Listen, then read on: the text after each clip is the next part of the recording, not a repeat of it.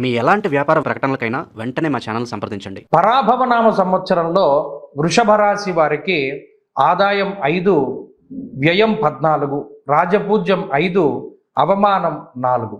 వృషభ రాశి వారికి జూన్ 2వ తారీఖు వరకు గురుడు 2వ స్థానమందు లోహమూర్తిగా సంచరిస్తారు. ఆ తదుపరి 3వ స్థానమందు లోహమూర్తిగానే ఆయన యొక్క సంచారం ఉంటుంది.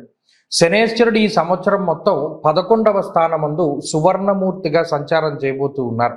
అలాగే రాహుకేతువులు డిసెంబర్ 8వ తారీఖు వరకు 10, 4వ స్థానాల్లో తామ్రమూర్తులు, తదుపరి 9, 3 స్థానాల్లో కూడా తామ్రమూర్తులుగానే సంచరించబోతూ ఉన్నారు. ఈ మూర్తిత్వాన్ని బట్టి గ్రహం తాలూకు ఫలితాన్ని మనం గోచార రీత్యా అంచనా వేసుకుంటూ ఉంటాం. కాబట్టి ఈ మూర్తిత్వం చాలా ముఖ్యం. ప్రత్యేకించి ఈ సంవత్సరంలో వృషభ రాశి వారిని కనుక పరిశీలనం చేస్తే గురుని యొక్క బలము జూన్ 2వ తారీఖు వరకు ఉన్నది. శనేశ్వరుని యొక్క బలము సంవత్సరం మొత్తము కూడా ప్రత్యేకించి కనబడుతూ ఉన్నది.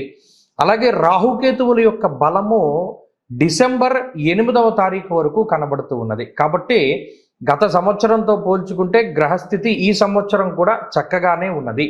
కాబట్టి ఈ సంవత్సరంలో ఏమవుతుంది, జూన్ 8 దాటిన తర్వాత గురుబలం కొంత తగ్గుతుంది.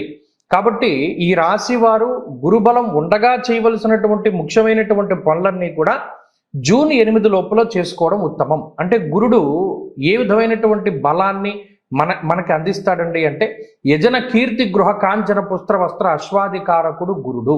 అంటే ఇల్లు కట్టుకోవాలండి, జూన్ 8 లోపులోనే మీరు ప్రయత్నం చేయాలి.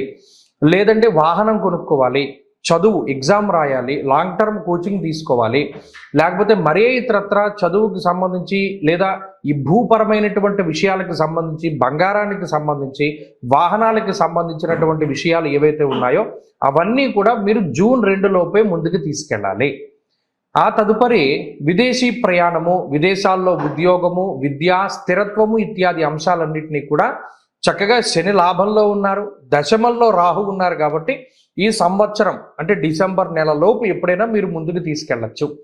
ఈ గోచార పరిస్థితులు దాదాపుగా మీకు అనుకూలంగానే ఉన్నాయి. గోచారంతో పాటుగా జాతకంలో ఉండేటువంటి పరిస్థితులు కూడా యోగిస్తే వృషభ రాశి వారికి ఈ సంవత్సరంలో కూడా అద్భుతమైనటువంటి యోగాలు ఉండబోతాయి. అలాగే శనేశ్వరుడు లాభస్థాన స్థితుడై ఉన్నప్పుడు ధనధాన్యాభివృద్ధించ స్త్రీపుత్ర సుఖవర్ధనం అన్నాడు. అంటే అటు ఆరోగ్యాభివృద్ధి కలుగుతుంది, ధాన్యాభివృద్ధి కలుగుతుంది. అలాగే ప్రత్యేకించి వివాహాది శుభకార్యక్రమాలు జరగడానికి శనేశ్వరుడు లాభస్థానమందు కారకుడు. ఈ సంవత్సరంలో శనేశ్వరుని యొక్క వక్రగతి ఉన్నా ఆయన రాశి మారడం లేదు. కాబట్టి పూర్తిగా ఈ సంవత్సరం మొత్తం ఏకాదశ స్థానస్థిత ఫలితాన్ని ఇచ్చి మీ ఇంట శుభకార్యక్రమాన్ని జయిస్తారు, వంశాభివృద్ధిని కలగజేస్తారు. వాహనాల కొనుగోలుకి, వ్యాపార లాభానికి, వ్యాపార విస్తరణకి, ముఖ్యంగా విద్యాభ్యాసానికి శని చాలా అనుకూలించేటువంటి గ్రహము. అలాగే అధికార పదవి యోగ్యతకి శని యోగించినట్టు ఇంకొకళ్ళు ఎవరు కూడా యోగించరు. కాబట్టి వృషభ రాశిలో జన్మించినటువంటి వారికి పదవి సంప్రాప్తం అవ్వాలి అన్నా లేదా మరి ఇతరత్ర శుభం జరగాలి అన్నా కూడా ఈ సంవత్సరంలో చాలా వరకు అవకాశం ఉంటుంది. ఇక రాహు దశమ కేంద్రంలో అది ఉపచయ స్థానము కాబట్టి ఎదుగుదలని ఇస్తాడు. ఈ సంవత్సరంలో ఖచ్చితంగా ఉద్యోగపరంగా ప్రమోషన్లు కానీ, ట్రాన్స్ఫర్లతో కూడి ఉన్నటువంటి ప్రమోషన్లు కానీ, లేదా మరి ఇతరత్ర గుర్తింపు కోసం తాపత్రయపడేటువంటి వృషభ రాశి వారికి చక్కటి ఉద్యోగంలో ఎదుగుదల లభిస్తూ ఉంటుంది. లేదండి మేము కాంట్రాక్ట్ ఉద్యోగాలు చేస్తున్నాం, అది పర్మనెంట్ అవుతుందేమో అని ఎదురు చూస్తున్నాం అనేటువంటి వారు చక్కటి శుభవార్తలు వింటారు. ఉద్యోగపరంగా ఈ సంవత్సరంలో వృషభ రాశి వారికి అత్యద్భుతమైనటువంటి శుభకాలం ఉన్నది. ప్రమోషన్లు కానీ, లేదా వీరి యొక్క శాలరీ పెరగడం కానీ, లేదా ఉద్యోగ మార్పు ద్వారా వారి యొక్క శాలరీ పెరగడం కానీ ఇత్యాది విషయాలన్నీ కూడా వృషభ రాశి వారిలో చాలా చక్కగా కనబడుతూ ఉన్నాయి. కాబట్టి ఓవరాల్గా వృషభ రాశి వారిని మనం చూసినప్పుడు ఈ సంవత్సరంలో కొంత ఉన్నతమైనటువంటి స్థాయిలో ఉండేటువంటి రాశుల్లో వృషభ రాశి కూడా ఒకటి.